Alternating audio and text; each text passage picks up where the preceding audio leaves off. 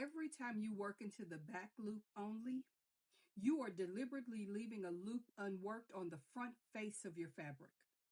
That unworked loop does not disappear. It sits there and it creates a ridge. And that ridge is the entire reason that the BLO ribbing looks the way that it does. In today's video, we're going to talk about exactly what's happening at an anatomy level and how changing your insertion point changes your fabric dramatically.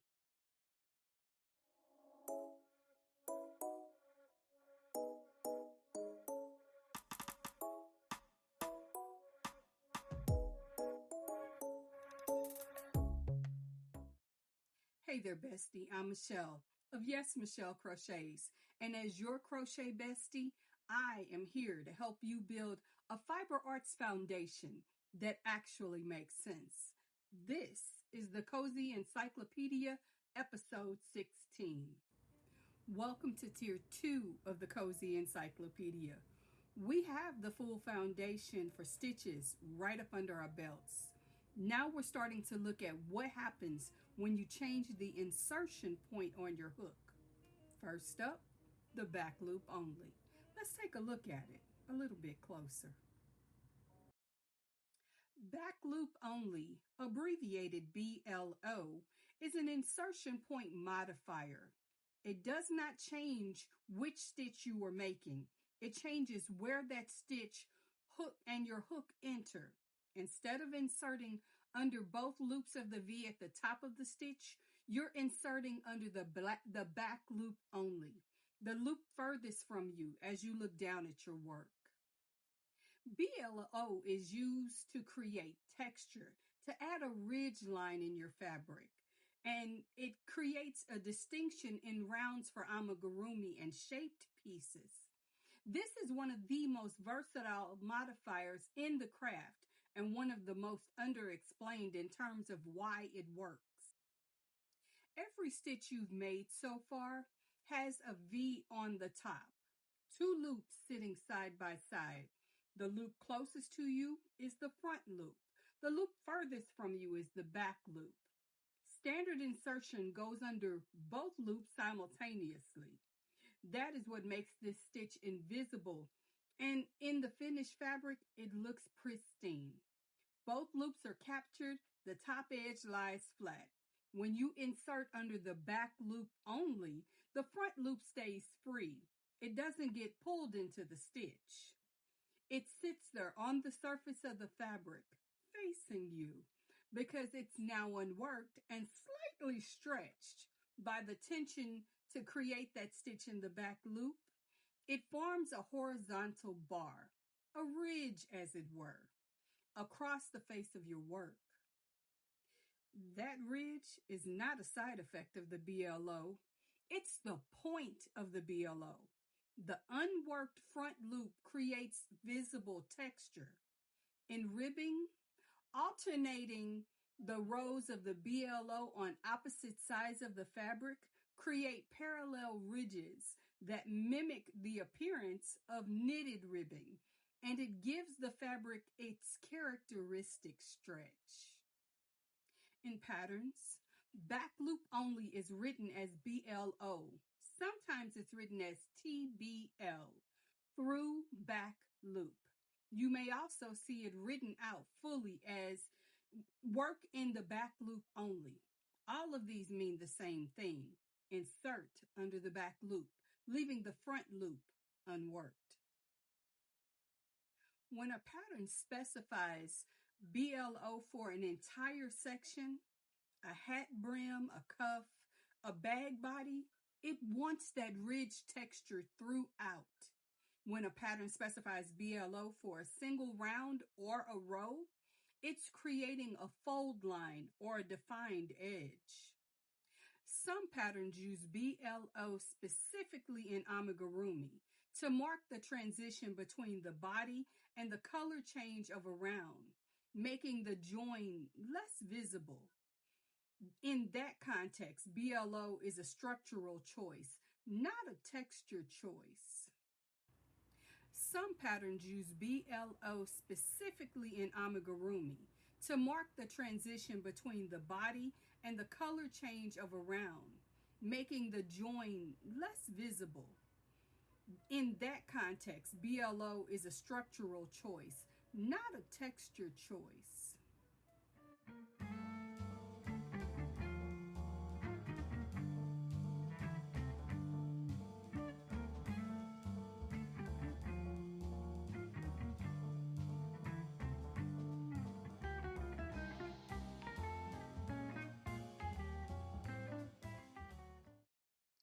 All right, bestie, let's build the swatch so we can add on to it with the back loop only ridges.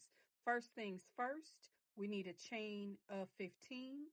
That's 1, 2, 3, 4, 5, 6, 7, 8, 9, 10, 11, 12, 13, 14, and 15. I like to work into the back bar of my work, so I'm going to skip that first one and slip into the back bar, pull up a loop, 2 loops on my hook. I just created my first single crochet. That's 2, 3, 4, 5,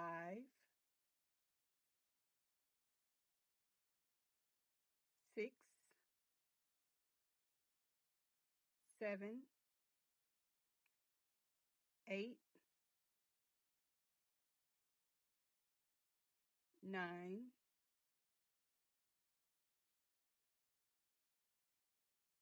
10,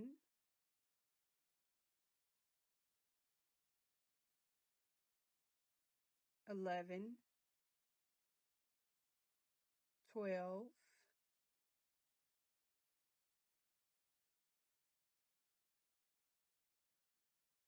13, and the final one is right there. That's number 14. Of course, when you're creating single crochet, you chain 1 and turn your work. And since we're doing just the single crochets, I'm going in that first 1, 1, 2, 3,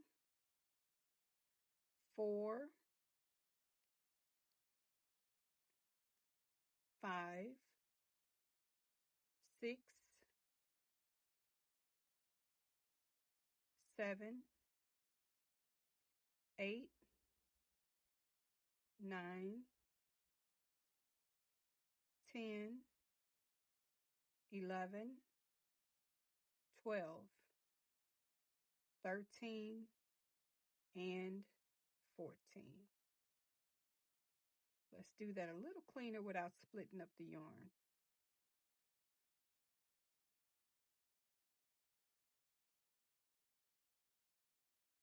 We're going to chain 1 and turn. And this is how we begin the back loops. First, identify where the loops are. These are your front loops. These are your back loops. This is the V we normally see at the tops of our stitches. Now here, we're going to skip this front loop right here and go exclusively into the back loop only. Pull up a loop, giving us 2 loops on our hook, and we'll pull through both. Again, you're literally going in the middle of the V, grabbing that back loop, pulling a loop through it, 2 loops on your hook, you're going to slip through both. Again, back loop only, and I want you to continue to practice your row just as I am doing, in the back loop only. And we're just making single crochets.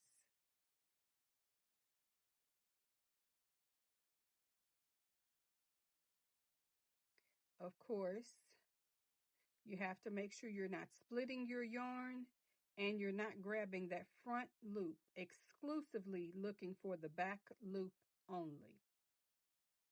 And we're going to make another row or 2 of the back loop only.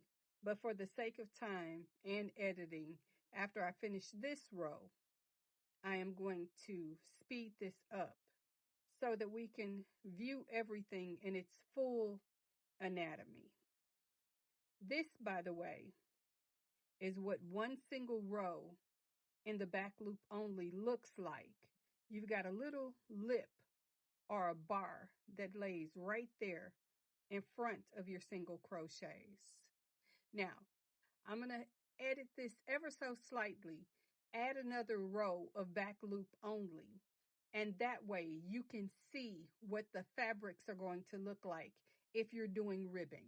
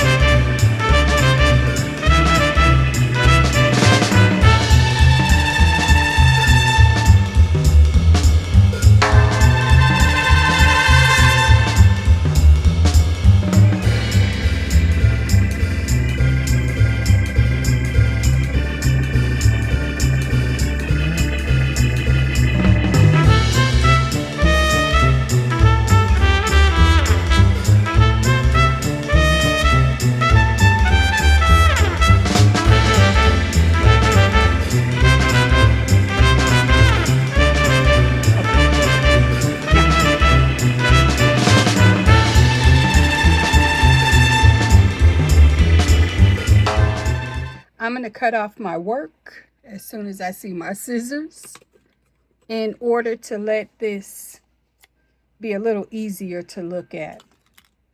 Now, we have our ridges. Here's a front loop row, another front loop row. Here's what it looks like on the back. The row that has that bridge where we worked into the back loop only sits back and kind of leans forward. But when you're doing another row of back loop only, it pushes that row forward and gives you another ridge. What you'll notice is this has a lot of stretch and play that we wouldn't have with the standard single crochets. Now that we've taken a look at all of this, let's get face forward and finish this conversation. Okay, now that you've had some practice making the BLO, let's talk about some of the common mistakes we see when people make the back loop only stitch. One of the most common BLO mistakes is accidentally catching both loops. The front and the back loop sit very close together. That's by design. It's easy to scoop both of them up without realizing it. The result is a row that looks like a standard single stitch with no ridge. Slow down on insertion and visually confirm that you're under one loop only before you finish that stitch. The second mistake is inconsistent loop identification. On different stitch types, that back loop sits slightly different positions. On a half double crochet, working in the BLO and the third loop can look completely different, which may not be what you're trying to go for. Remember, right now we're just focusing on the back loop. I've previously detailed where the third loop is, and if it gives you pause, I definitely want you to go back to that video for a quick refresher, and I will link it at the end of this video. Nonetheless, the back loop only is always the one furthest from you, regardless of the stitch type. The third mistake is losing tension consistency when switching between the standard and the BLO rows, because BLO insertion requires a slightly different hook angle. Some crocheters tighten up on the BLO rows without even noticing. The result is a fabric that has alternating tight and loose rows. Consciously match your tension across your insertion styles. The back loop only technique is one of the clearest demonstrations in crochet of how a single variable, the insertion point, changes the entire characteristics of that fabric. Same stitch, same yarn, and yes, same hook. Different loop, completely different result. This principle carries throughout everything in Tier 2 and beyond. Whether it's the front loop, the third loop, the back bar of the chain, every insertion point variable we will cover in this tier has a different answer to the same question. Where does the hook go? And what does leaving a loop unworked do to the fabric? Now that you understand the BLO ridge at the anatomy level, you will be able to look at any BLO instruction in any pattern and know immediately what the finished fabric will look like and why. This is pattern literacy, and you're building it one loop at a time. Next week in episode 17, we're going to flip it and we're going to go to the front loop. FLO creates a completely different kind of texture than the BLO, and it's used differently too. We'll get into the anatomy of the unworked back loop and why it behaves differently from the unworked front loop. Do me a favor though. Drop me a magnifying glass emoji in the comments and tell me, have you used the BLO before? Did you know that it creates that ridge? Or were you just following pattern instructions? I genuinely want to know. And before you go, take a moment and like this video. And make sure you're subscribed so you never miss an episode of the Cozy Encyclopedia. New episodes drop every Wednesday at 2 p.m. Central. And until I see you again, have some fun today. Bye-bye.